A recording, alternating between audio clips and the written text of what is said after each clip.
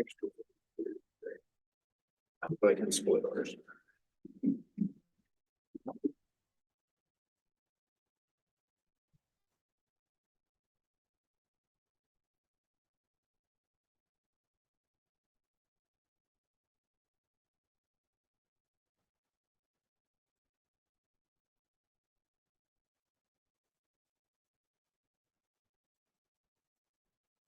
Good afternoon. Welcome to the January crop production, grain stocks, and WASDE briefing. My name is Lance Hodig, and I serve as chair of the Agricultural Statistics Board at NASS. This briefing is for the Secretary of Agriculture and other policymakers at USDA to better understand the content and context of today's reports. Very pleased to have Dr. Seth Meyer, USDA's chief economist, join us as Secretary Designate today. And we also welcome Dr. Cindy Nickerson, USDA's Deputy Chief Economist. I'd like to share with you both that we have quite a number of visitors, as you see around the room, joining us today. That would include some folks from a variety of groups, including the U.S. Wheat Associates, Virginia Farm Bureau, the Russell Group. We have some foreign ag service staff joining us, as well as some additional farmers from across the country. So welcome to all of you here today. I'd also like to point out that several of our staff from across the country provided valuable assistance with today's report. So I want to give a special thank you to Brittany, Crystal, Fatima, Gretchen, and Mark for helping us out this week. They're not in the room at the moment. Before I turn things over to our presenters, I do have a few notes for our live streaming audience. The crop production, grain stocks, and WASDE reports are considered principal federal economic indicator reports. The Office of Management and Budget provides specific guidance on how these important reports are to be released. Specifically, OMB statistical policy instructs policymaking officials to refrain from making public comments regarding the contents of these reports within 30 minutes of their release. Therefore, we will not be taking questions from the public during this briefing. Both NASS and World Board staff are available for phone and email questions. And NASS will host a social media event at 1:30 Eastern Time this afternoon. As always, we strive to have everything presented at this briefing match the official record. However, should there be any discrepancy, always refer to the official published estimates. With that, I'll turn things over to Patrick Doyle. He is the chief of the NASS Crops Branch. Patrick will be immediately followed by Dr. Mark Jekanowski, chair of the World Ag Outlook. Patrick?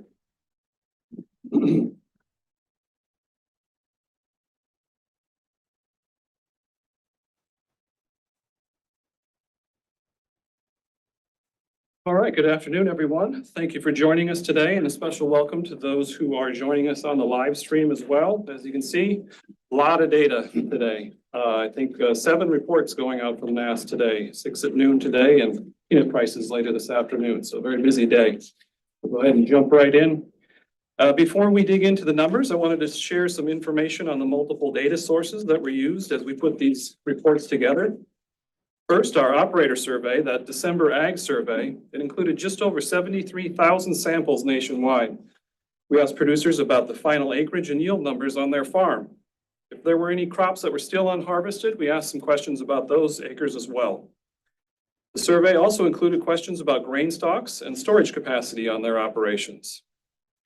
For off-farm stocks, we surveyed right around 7,900 elevators and commercial storage facilities, and we captured stocks and capacity information. Also, for cotton, we conducted a survey of more than 450 cotton gins. In fact, all active cotton gins. We asked them how much cotton they've ginned this season and their expectations going forward. You can see in green, as part of our objective yield and objective measurement programs, our trained enumerators collected samples from corn and soybean fields across the major growing areas just prior to harvest. Additionally, in Florida, they took counts and measurements from more than 1,500 citrus groves in mid-December. On top of all that survey data, we also took into account several non-survey data sources, and these include the latest certified acreage information from Farm Service Agency, as well as any acres reported failed to FSA or RMA. One quick slide on that December ag survey, that producer survey I mentioned earlier. On this map, you can see how those more than 73,000 samples were distributed by state. The sample was driven largely by where commodities of interest are grown. The darker the shading, the higher the sample count. Next up, I'll look at total principal crop acreage. And what this is, it's the sum total of major crops across the country. We've listed those crops in the blue box down at the bottom of the slide. As you can see, we are down slightly from June, 1.3%, and also when compared to last year, 2.6%. That said, you'll see on this next slide, we are very much in line with recent levels. This slide shows the principal crop totals planted and harvested for the past 10 years. Year-over-year changes are the result of a variety of factors, including things like economics, crop rotations, weather events such as droughts and hurricanes, things like late and prevented planting in the spring, disaster declarations like opening up CRP for haying. Those are just a few examples of the many variables that can contribute to year-to-year fluctuations. Here's a map showing those principal crop totals by state. The way this slide is laid out, the top number is the total acreage. The bottom number is the percent change from last year. States shaded in blue are showing an increase from last year, while states shaded in red are showing a decrease. The deeper the color, the greater the change. States in gray are unchanged from last year. Now we'll dig into some acreage and production data. We'll start off with corn. Planted acreage is down 0.2% from our previous forecast and down 4.3% from last year. Harvested acres are up slightly from our last forecast, but down 4.2% compared to 2023. Moving over to yield, although the final yield is down 2.1% or 3.8 bushels from the November forecast, it is still a record high and it's up 1.1% or 2 bushels from last year. As a result, you can see total production at just under 14.9 billion bushels. That's down compared to both November and last year. This chart shows how this year's corn yield ranks historically. The green line, it shows the final yields for each of the last 30 years. That gray line is a trend line, which represents a moving historical average. As you can see, even though we are at a record high, 179.3, we are slightly below trend. Here's a map similar to that principal crops map that I shared earlier, except this map shows a breakdown of corn yields by state. Again, a little orientation on the numbers and colors. The top number is the 2024 final yield measured in bushels per acre. The bottom number is the percent change from last year. If you see a pound sign next to the top number, that represents a record high. States in blue are showing an increase from last year, while states in red are showing a decrease. The deeper the color, the greater the change. We did have a number of record high yields this year, including in our top 2 corn producing states of Iowa and Illinois. Next, a quick look at total production, how it compares to recent years. As I mentioned a moment ago, production is forecast at 14.9 billion bushels, and that marks the 4th highest level on record. Finally, our last slide for corn production. This is a look at how this month's forecast compares to a sample of published pre-report industry expectations. So the way this chart is laid out, each of those blue dots represents an individual industry member's forecast of total corn production. The red square represents NASA's estimates each month. As you can see, while the expectations were lower for a final production number, today's estimate appears to be lower than what most were expecting. Now on to acreage and production for soybeans. Planted and harvested acres are down compared to the November forecast, but up from last year. Yield at 50.7 bushels per acre is down 1.9% or 1 bushel from last month's forecast. Soybean yields are up 0.2% or 1/10 of a bushel compared to last year.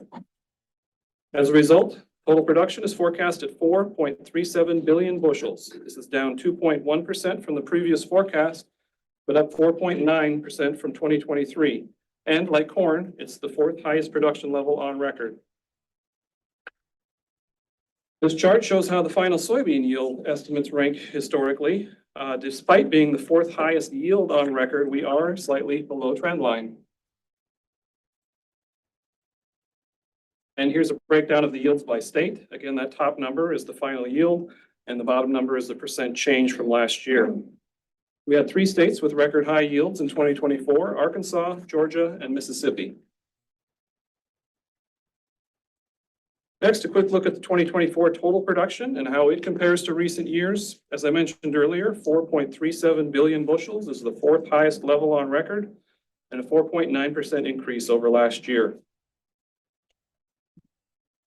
Now our last soybean production slide. This graphic again shows the industry expectations, pre-report expectations. Those blue dots, individual industry member forecasts, and the red squares are NASA's estimates throughout the season. As was the case with corn, you can see we did come in lower than what most were expecting. Moving on to cotton, we'll take a look at cotton acreage and production. Planted acreage up slightly from last forecast and 9.3% or 952,000 acres from last season.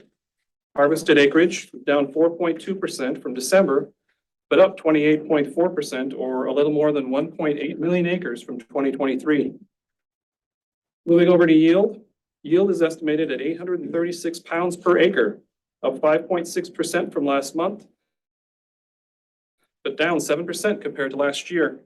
As a result, total production at 14.4 million bales is up 1.1% from the previous forecast and 19.5% or 2.35 million bales compared to 2023. Again, like we had for corn and soybeans, this chart shows how today's cotton yield ranks historically. 836 pounds per acre is the second lowest yield since 2015, and obviously well below the historic trend line. And here's a yield comparison by state for cotton. A lot of red on this map indicating year-over-year declines, including in the top two cotton producing states, which are Texas and Georgia. We did, however, see increased yields in a number of states and record yields in Arkansas and Missouri. Next, a quick look at total production, how it compares to recent years. As I mentioned earlier, today's estimate at 14.4 million bales is up 19.5% compared to last year. In our last cotton production slide, the industry expectations, you can see that we only had a relatively minor change from last month, but we are at the top end of the industry expectations for cotton production.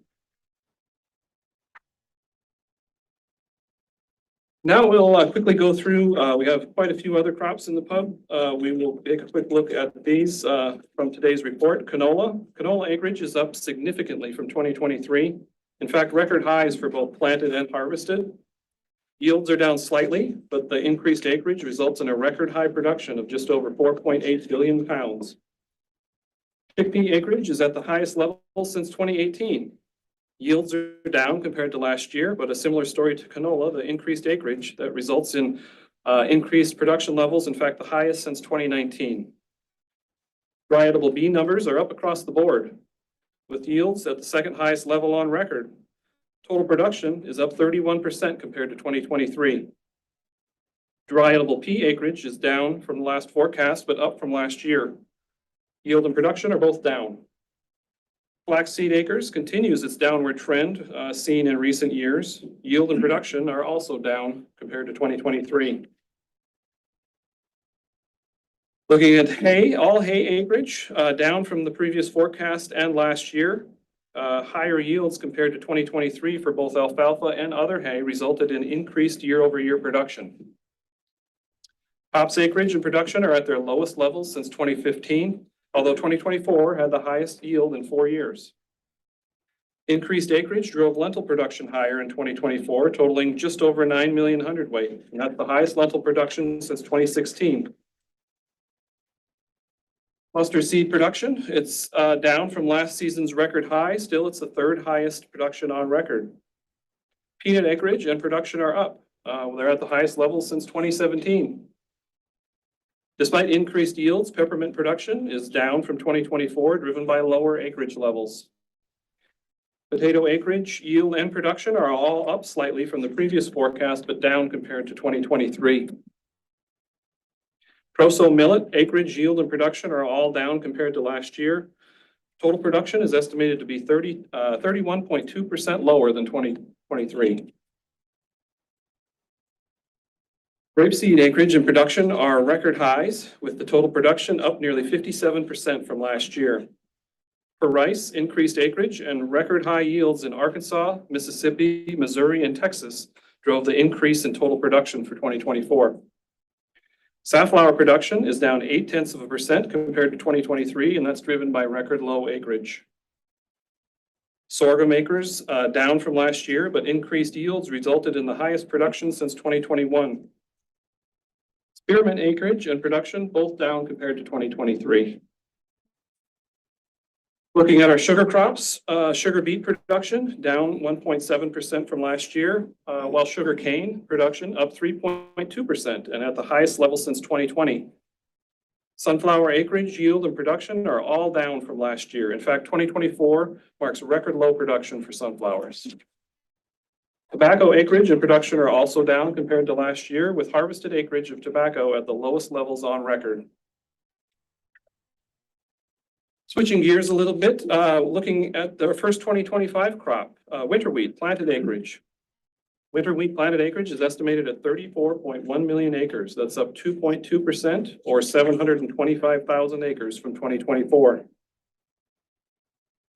Here's a quick look at how that estimate ranks historically, with 10 years of planted and harvested acreage estimates on this chart. Just planted today, we will have our first forecast of harvested acreage coming up in May. And here's a look at winter wheat acres by state with the comparison to last season. The top number is acres planted and the bottom number is, again, the percent change. Kansas, Texas, and Oklahoma continue to be the biggest players in winter wheat. And our last slide for winter wheat acreage, a look at the industry expectations. While we are on the high side, today's planted acreage number is within the range of expectations. Switching over to stocks, we'll start off with all wheat stocks. Both on and off farm stocks are up compared to the same time a year ago. This results in the total stocks being up 10.5% or 149 million bushels compared to last December. Now a look at December 1 wheat stocks and how that fits historically. So the way this slide is laid out, the blue vertical bars, that represents the beginning supply for each season. And the horizontal lines represent the 4 quarterly stocks estimates that we make throughout the year. You can see the December line in orange there. It's indicating the total stocks of 1.57 billion bushels. September to November disappearance was 423 million bushels, up 22.1% compared to the same window last year. No real surprises here for wheat stocks. You can see the red square right there in the middle of the industry expectations. Now on to corn stocks. For both corn and soybeans, December is the beginning of the marketing year. Total stocks for corn, just over 12 billion bushels. That's down 0.8% or 97 million bushels from 2023. On-farm stocks are down 2.1%, while off-farm are up 1.6%. This chart is very similar to the one we just saw for wheat. However, this time you'll see the orange line is at the top of the stack. That again is because December is the first quarter of the marketing year for the 2024 crop. September to November disappearance was 4.56 billion bushels. That's up 0.6% compared to the same period in 2023. Shouldn't be a real big surprise here either. You can see for corn stocks, we are within the range of pre-report expectations, although maybe a little on the low side. Moving on to soybeans, total stocks at just over 3 billion bushels are up 3.3% or 99 million bushels compared to last year. On-farm stocks are up 6%, while off-farm stocks are up 0.8%. Onto this chart showing the numbers for the last 10 seasons again. December is the orange line at the top. September to November disappearance is 1.61 billion bushels, up 12.9% compared to the same time last year. And here's the comparison to industry expectations for soybean stocks. Pretty similar to corn, we are within the range. However, we may be on the low side. Moving right along to rice. Rice stocks on December 1st, total stocks were up 0.6% compared to last year. On-farm stocks were up 3.5%, while off-farm stocks were down 0.6%. Rice stocks, comparison to the last 10 seasons, December in stocks there again, the orange bar, December is in orange again. August to November disappearance was just under 115 million hundredweight, up 11.7% compared to the previous year. Hay stocks, December 1 hay stocks. This is published as part of our monthly crop production report. Hay stocks are up 6.3% compared to last year. Stocks were up in 4 of the 5 largest hay producing states. Disappearance from May to December totaled 61.9 million tons, up 10% compared to that same period in 2023. Here's a quick look at hay stocks by state. Again, the top number shows the stocks and the bottom number is the percent change from the previous year. Wrapping up stocks, barley stocks are down nearly 18% compared to last year. Chickpeas up 15% and driven by the highest on-farm stocks since 2020. Dry pea stocks are down 17.3% and the lowest since 2021. Durum wheat stocks are up 14%, driven by a big increase in on-farm stocks. Lentils are up 9%, led by the highest on-farm stocks since 2020. Oat stocks down 17.2%, and finally, sorghum stocks are up 10.6%, despite record low levels in Texas and Oklahoma. And last but not least, a quick look at citrus production. All orange production down 0.4% or 250,000 boxes from last month. Non-Valencia oranges are up 0.5%, while Valencia varieties are down 2.6% from December. Grapefruit production forecast to be down 13.1% from the last season. Lemons are up compared to both the last forecast and last season. Tangerine production at just over 1 million tons is down 9.2% from last season. Okay, before I wrap up, here's a look at a few of our upcoming reports. Later in January, we've got cattle on feed, ag prices, and the annual cattle and sheep and goats reports. Looking ahead to February, we've got our care reports on the 3rd, and we'll all be back here again on the 11th for the February crop production and cotton ginnings report. And we do want to put in a quick plug for the Ag Outlook Forum coming up next month. You can get information and register at the USDA website. And as Lance mentioned earlier, coming up at 1:30 today, we will be hosting a social media event on X where we will take questions and share additional information on today's reports.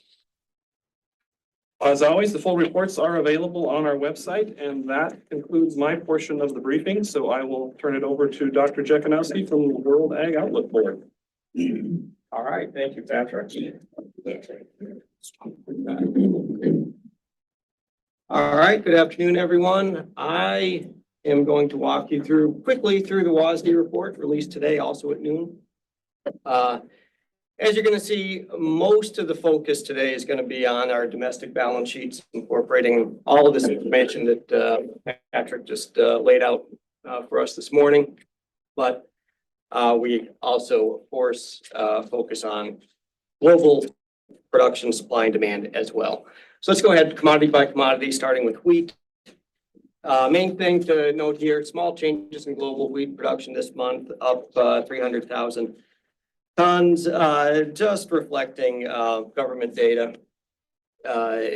Small change in China is NBS, official China government data from NBS, and then also not listed on the list here, some increases in Syria, Pakistan, and Uruguay. Global balance sheet, basic summary, production up a bit this month, but stocks generally are still tight. Total use, wheat use reduced this month, 600,000 tons. That's mainly a reduction in Turkey, global reduced consumption in Turkey, and feed use down a bit in Ukraine. as well. Trade, that's another item here worth noting this month, reduced 1.7 million tons. Primarily reduced exports from Russia, which we lowered 1 million tons. Seeing some real slowing in their export pace in December. So now they're down to 46 million tons, down sharply from last season. Also lowered Ukraine's exports by 500,000 tons. They're running into some low supplies of milling wheat in particular. So that's why you see their feed use increasing as well. Ending stocks, global ending stocks up 1 million tons this month. Still, even with that increase, these are still the tightest ending stocks since 2015-16 globally. And those higher ending stocks primarily reflect increases in Russia, Ukraine, and Brazil, partially offset by lower stocks in Turkey. Domestic balance sheet. Small changes this month, small adjustments. Imports up 5 million bushels. That's hard red spring. Wheat coming in from Canada. Seed use up a little bit this month, reflecting the winter wheat and canola seedings report information we just got this morning. Exports showing no change on this chart, but there are some offsetting changes there. White wheat exports raised 10 million bushels, offset by equal reduction in hard red winter, and ending stocks up just a bit there as well. Small reduction in season average market price this month, down to $5.55 per bushel, and at this point in the year we have about two-thirds of the crop marketed. Moving into rice again.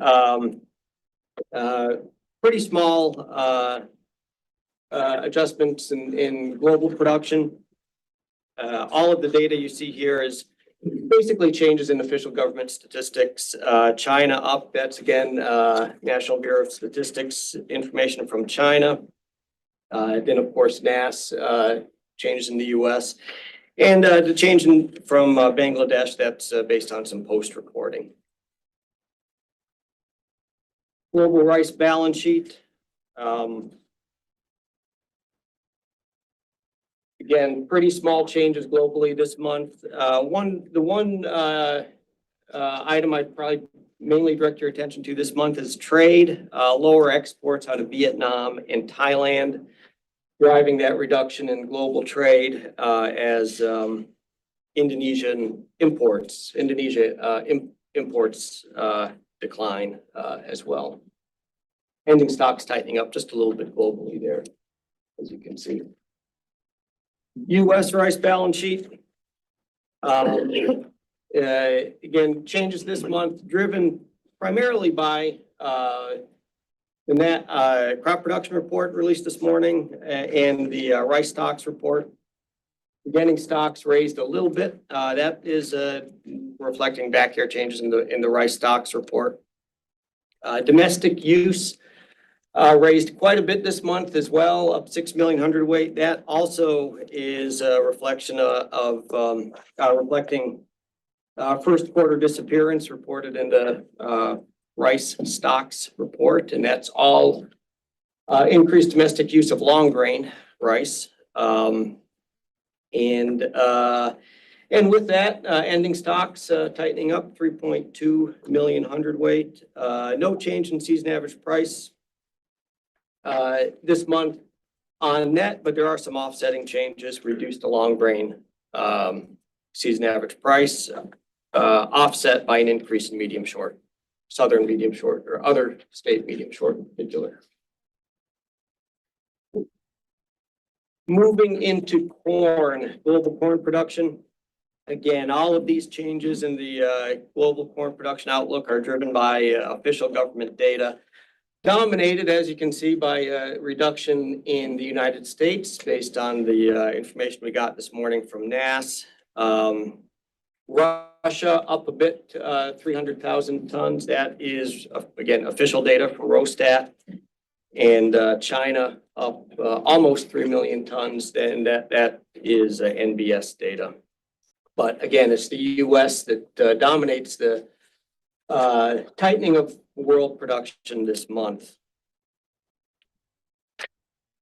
Global corn balance sheet. You'll note I put up the back year here as well as the current year, so 2023, 2024. I'm including that just mainly to point out the reduction in the trade forecast that this month. Now, excuse me, that mainly reflects cuts to exports from Brazil as they continue to increase their domestic demand, grow their ethanol industry, partially offset by increased exports from Argentina. And just timing wise for folks in the room, it's important to note that so 2023, 2024 old crop, that's the crop that is the marketing year that's just about to end in the Southern Hemisphere prior to the new harvest, which will be coming up just weeks away. So now focusing on the current crop year, the new crop year, 2024, 2025. You can see we're carrying in a little bit higher beginning stocks. That is mainly higher beginning stocks in Brazil. Production down 3.5 million tons. That, as you saw, is the U.S., reduction in the U.S.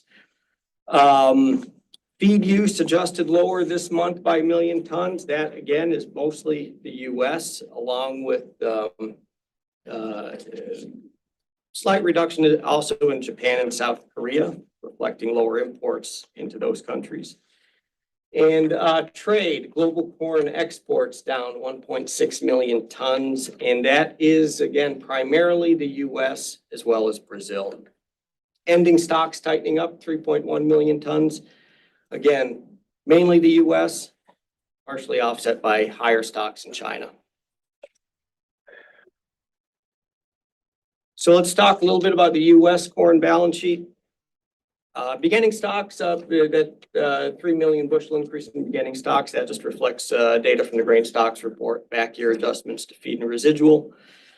But again, the big change kind of dominates the balance sheet this month, of course, is the reduction in production by 276 million bushels roughly.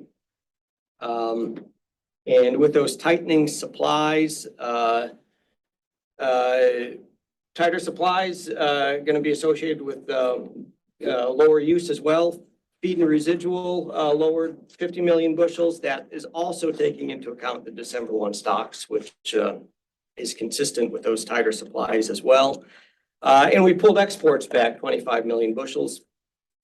And as you know, the export pace has been strong, but this reduction this month is really just reflecting the fact that domestic supplies are tightening up. So we expect that to affect the export forecast going forward.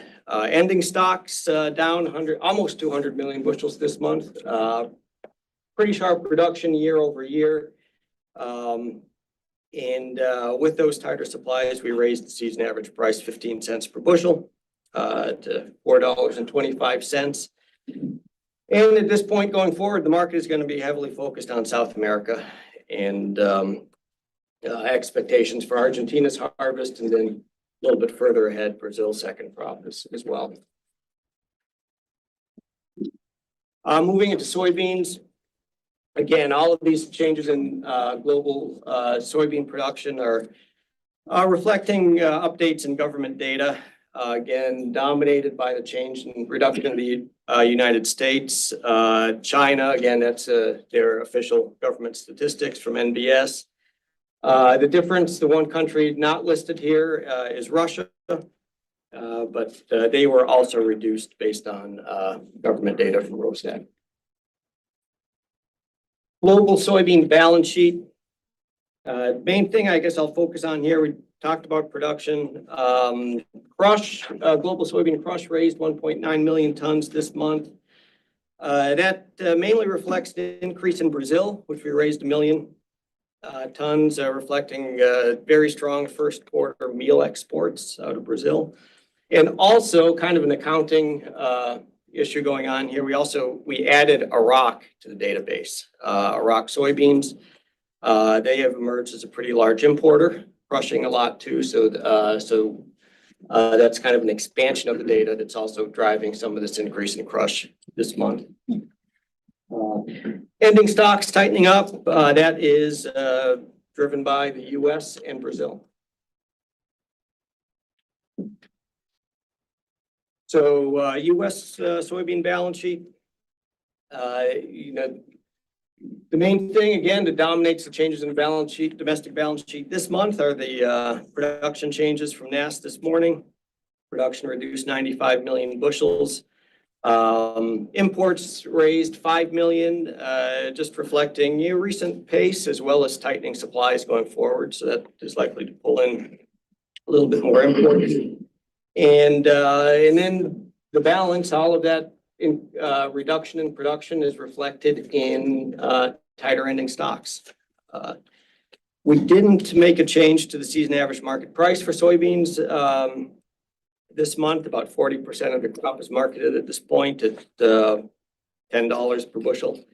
And as you know, price recently, or for some time really, has been under some pressure from the expected record large crop in Brazil and large South American production generally. So that pressure is expected to remain.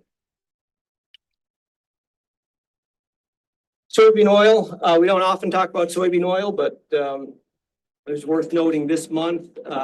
Main summary here is that we're seeing strong soybean oil exports, big increase over last year. And this month we raised soybean oil exports 500 million pounds. As you know, soybean oil prices have been highly competitive against palm oil. So that is, pulling a lot of the U.S. Soybean oil into global markets. And with those increased exports, that tightens up domestic supplies. So domestic disappearance is down 400 million pounds. And all of that is coming out of soybean oil used for biofuels.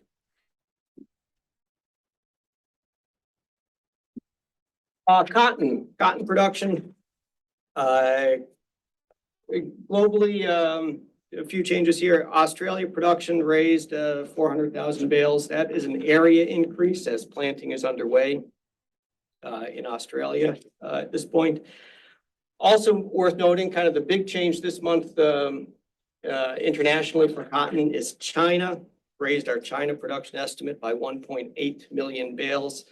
That is based up to 30 million bales. 30 million for them is not a record, but they are looking at record yields this month. Really excellent weather in Xinjiang. And that is being reflected in the Jennings data. So that's what helped to justify the increase this month. And then Pakistan lowered about 300,000 bales, and that again just reflects arrivals data, smaller crop there.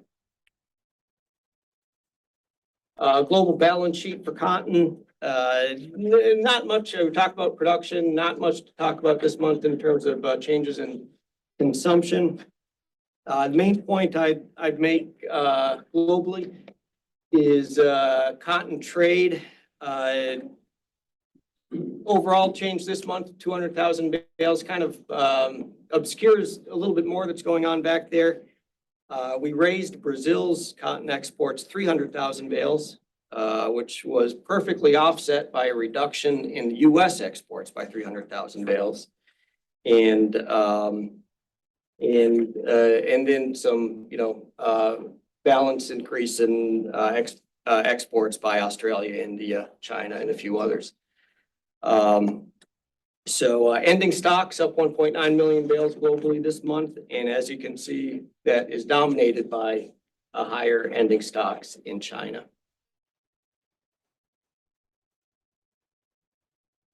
In terms of the U.S. cotton balance sheet, main story here is production this month. Production was raised and with higher production, exports and prices are down.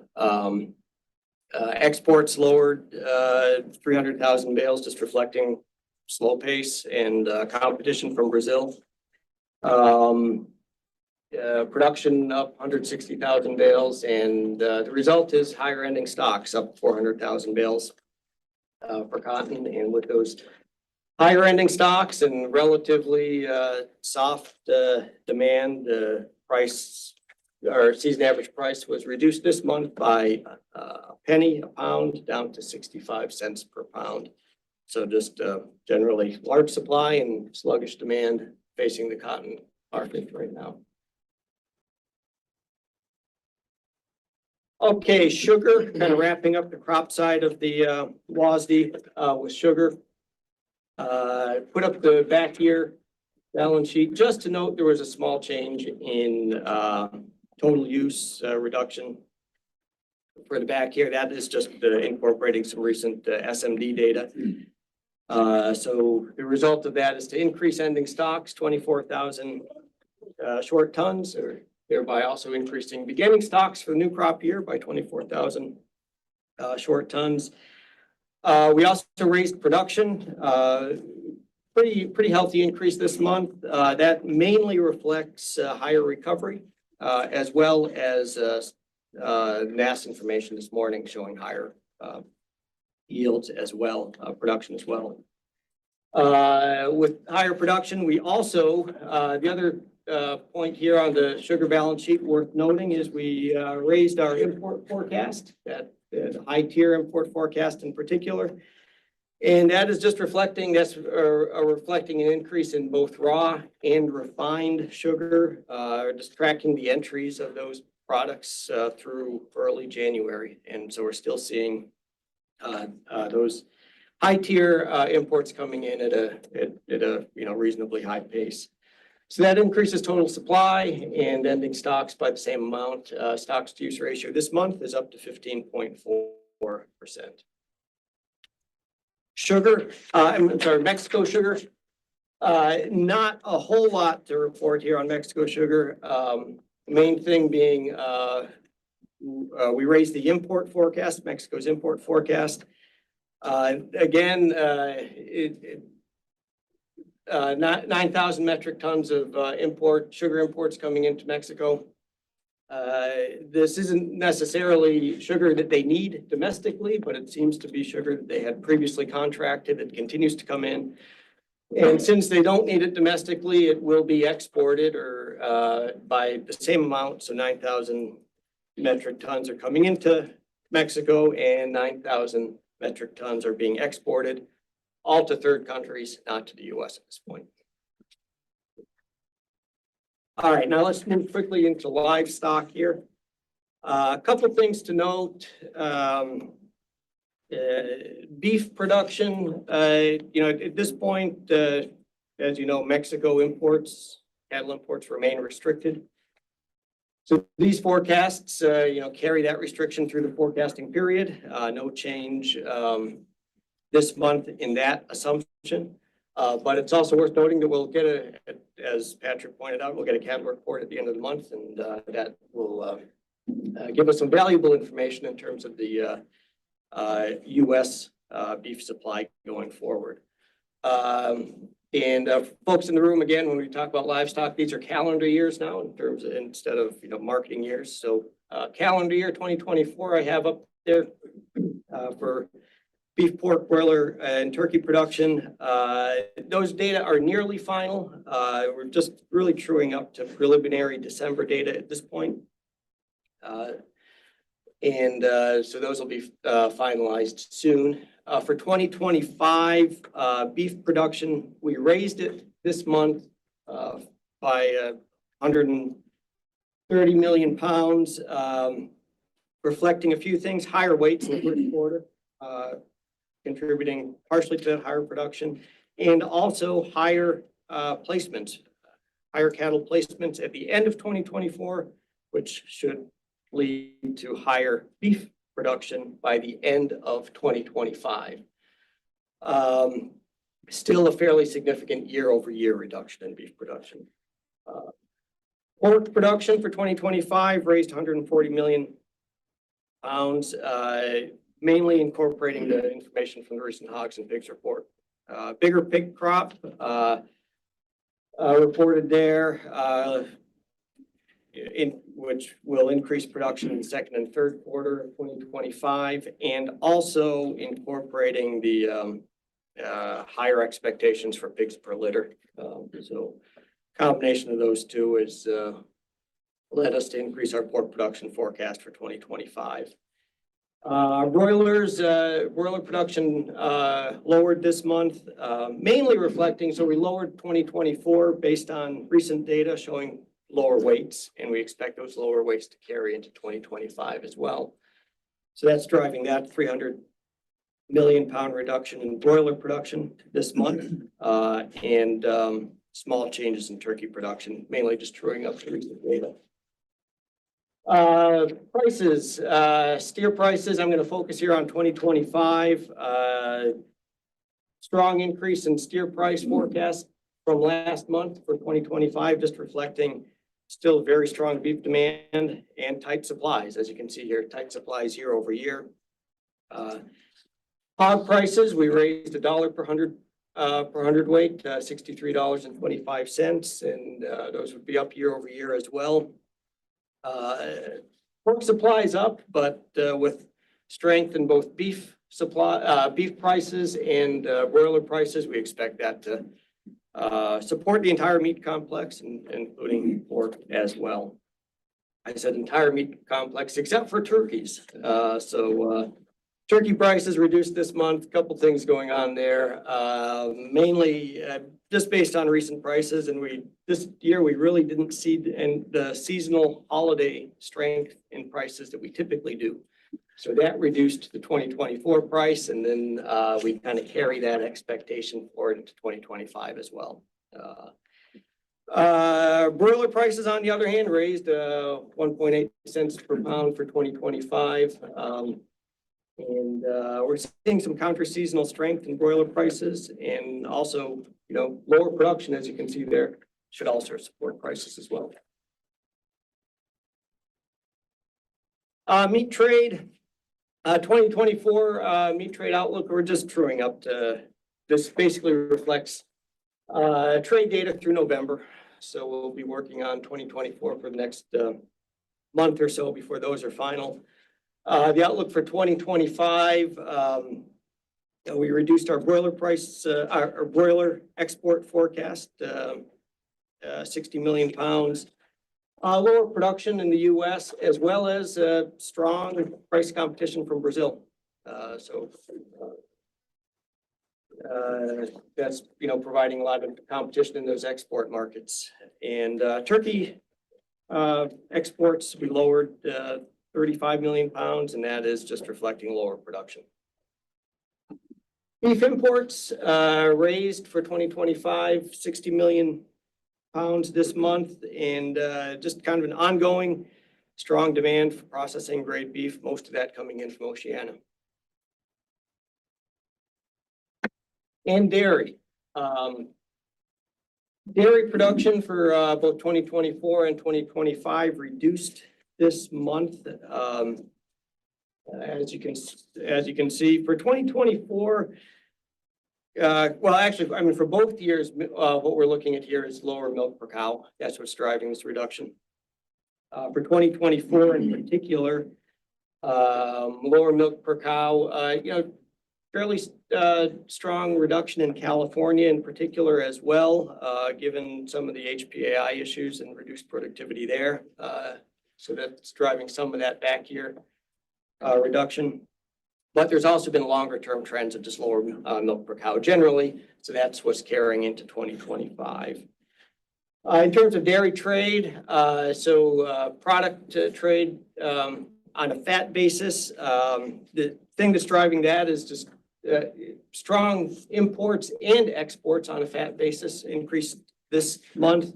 It's all butter and cheese, strong domestic and international demand for butter and cheese. So we're importing, but also the international markets are demanding it. So we're trying to fill those export markets as well. Skim solids basis product trade, on the other hand, export forecasts reduced this month for both 2024 and 2025.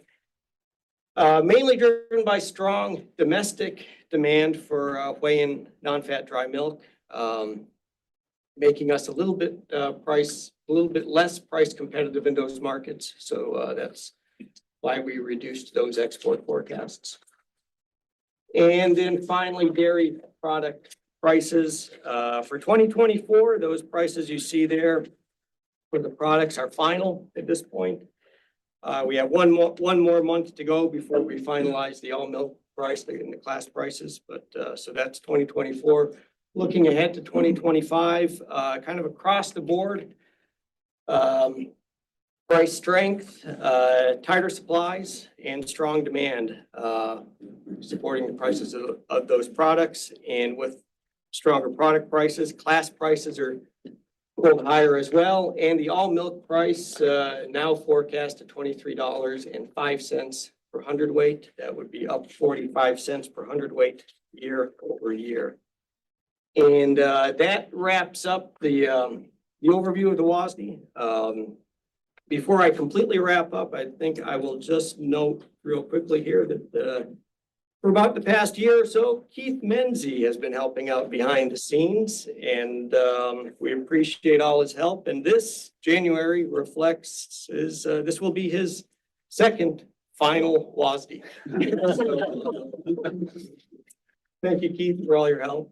And with that, I'm going to close things out and turn it over for questions. And thank all you folks in the room for listening, and folks online as well. We'll see you back here next month.